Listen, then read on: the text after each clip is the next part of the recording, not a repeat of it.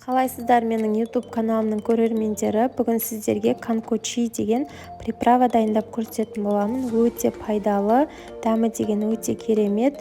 Бұл приправаны біз қайнатпаймыз, май қоспаймыз, қант қоспаймыз. Әр біздің ингредиенттеріміздің барлығы өз дәмін сақтап тұратын болады. Денсаулығымызға өте пайдалы және аппетитті ашатын, ертең қыста кез келген тағамға, салатқа қоссаңыздар болады. Кез келген тағамға соус ретінде қоссаңыздар болады. Енді өте ащы приправа. Кимчи жасаған кезде қосады екен.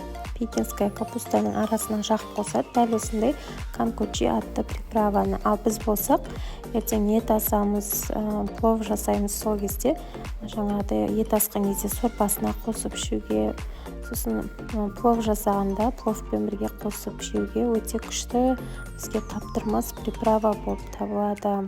Аджиканың түрі, бірақ өте ащы аджика деп айтсақ болады. Ол үшін бізге жарты килограмм осындай перец керек. Үлкен болгарский перец.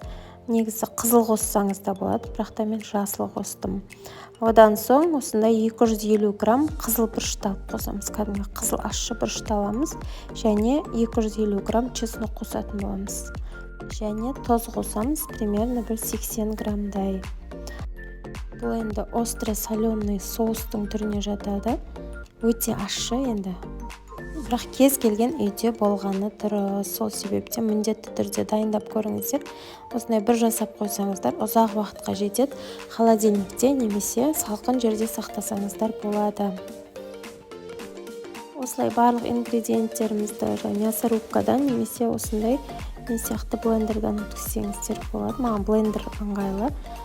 Блендердан өткіздім барлығын. Үлкен бұрышымызды, одан соң қызыл бұрышымызды кішкентай, одан кейін осындай чесногымызды барлығын майдалап үгітіп алдым да бір ыдысқа салып, үстіне тұзымды қостым. Достар, менің кез келген рецептімнің осындай описание бөлімін қарасаңыздар, барлығы қанша грамм қосу керек, не қосу керек, барлығын жазып қоям, астынан оқысаңыздар болады. Міне біздің приправамыз дайын болды. Енді үстіне тұзымызды қосамыз және жақсылап араластырамыз да банкаларға салып, майда-майда банкаларға саламыз да бетін қатты жауып, холодильникке немесе салқын жерде сақтасаңыздар болады. Ашымайды ешқандай да. Және өте дәмі күшті болып сақталып тұратын болады. Достар, каналым ұнаса, рецепттер ұнаса, лайк басуды ұмытпаңыз, және осы постоянно ащыны іздеп отыратын достарыңызға поделиться батырмасын басу арқылы жіберсеңіздер болады. Достар, өте күшті рецепт, міндетті түрде дайындап қойыңыздар.